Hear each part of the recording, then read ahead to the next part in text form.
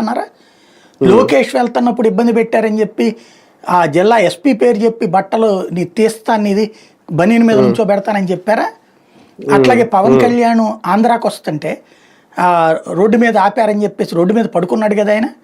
అట్లాగే విప్పటం ఆ బాయినెట్ మీద కూర్చుని వెళ్ళాడు కదా.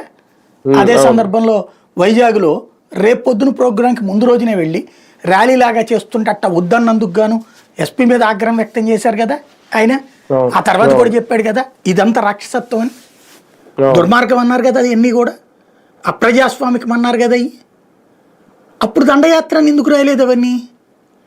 అప్పుడు దండయాత్రలేనవి ప్రజాస్వామ్య పోరాటాలు, ప్రజల కోసం పోరాటాలు, అణచివేత మీద పోరాటాలు, నిర్బంధం మీద వ్యతిరేకత, రాక్షస పాలన మీద పోరాటాలు. ఇప్పుడు జగను రైతులు రోడ్డు ఎక్కుతుంటే ఆ రైతుల్ని పరామర్శించడానికి పోతే రాక్షసత్వం, దుర్మార్గం, అరాచకం, రైతులు వద్దంటున్నారు కానీ జగన్ వెళ్తున్నాడు. వచ్చిన రైతులందరూ అమాయకులు.